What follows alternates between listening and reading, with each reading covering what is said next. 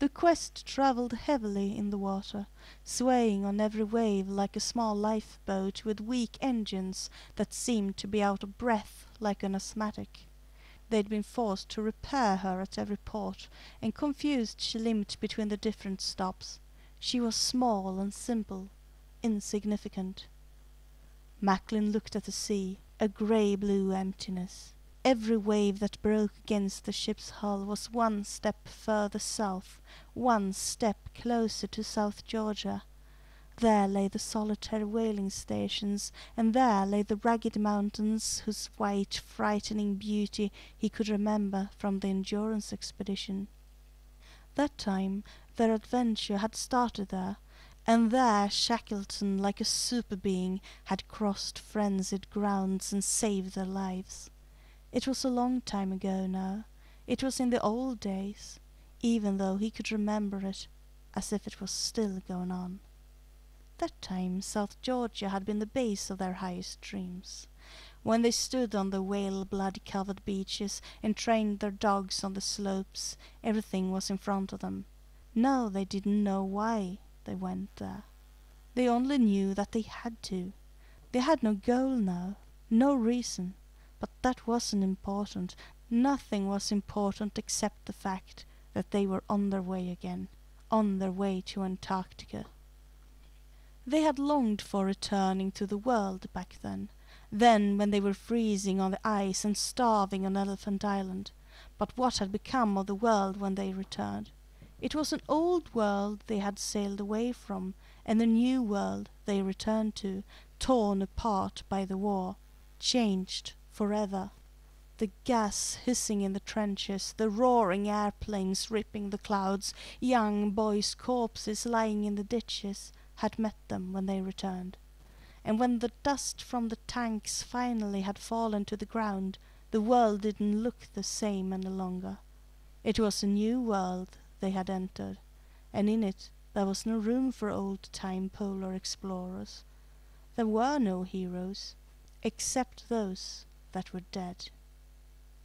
Macklin saw Shackleton restlessly wander over the deck of the Quest. With quick steps he walked, even though he really should be in bed. His face that had aged too soon was scarily pale, and the eyes that were just as stubborn as before lacked all the security and safety that used to make them shine. Back then he always knew what mattered. Now there was no order in his plans. They didn't even need a physician to see how ill he was, and Macklin knew that his heart failed him. But he could do nothing. Shackleton, the invincible, refused to be ill. Not even when he crashed with a heart attack in Rio had he let Macklin examine him, and now he pretended to ignore it. But it was the way his personality had changed that worried Macklin the most, because he was so odd, so different from the last time, and Macklin couldn't understand it. When Shackleton's hurried steps came close, Macklin said, "We know each other very well, boss. We can speak freely, can't we? Can't you tell me where exactly we're going after South Georgia?" "To be honest," Shackleton replied, "I have no idea." While the winter night lay black over Antarctica, suffocating the landscape, turning it blind, a warm lantern was shining from the frozen fast little ship, a yellow light like a welcoming candle in a cottage window. Endurance was their winter quarters, and she met the eternal darkness with a smile. Out over the pack she let songs and laughter. It was as if no danger was lurking, as if the existence was summer bright. Macklin could still see the men where they sat around the long table, because in his memory they would sit there forever. They would sit there forever round the long table between the cubicles they called the Ritz. It was a cozy time.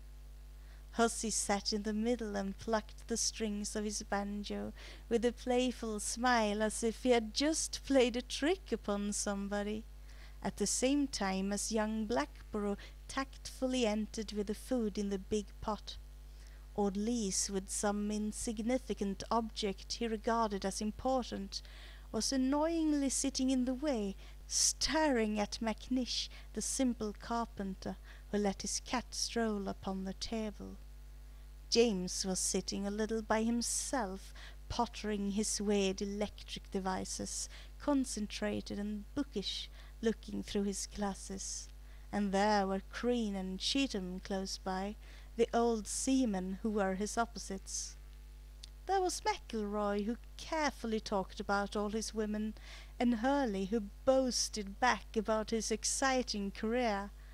Beside him sat Greenstreet with his slanting smile, and Clark, who looked just as sullen and mute as always. And there was Shackleton, one of them, but still not, viewing them with watchful eyes.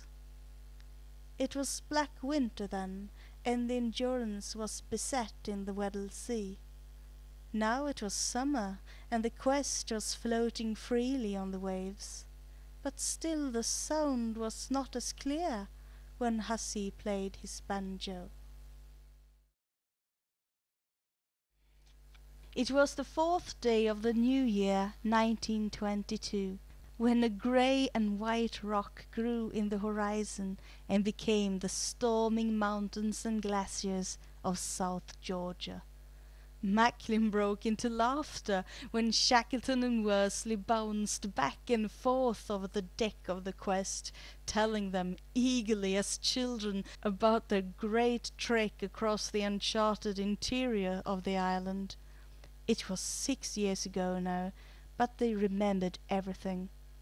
"When we had climbed up that mountain ridge," Worsley said, "we had to turn back the way we came, because there was no way down."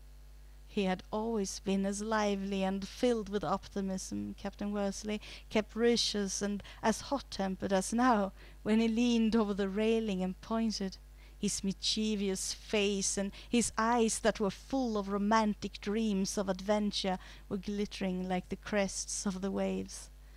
Macklin knew that Shackleton had not trusted him at first, but that he, and all the rest of them, admired him deeply when it was all over. It was Worsley who had navigated the little lifeboat to South Georgia that time, across the most insane waters in the world. When he saw the wild mountains, Macklin could picture 3 men, Shackleton, Worsley, and Crean, crossing the inaccessible island on legs that had frozen for 2 weeks in a lifeboat. With a torn rope and a carpenter's adze, they'd climbed unknown peaks and saved their comrades' lives. "Look," Worsley said, "isn't it high, that mountain?"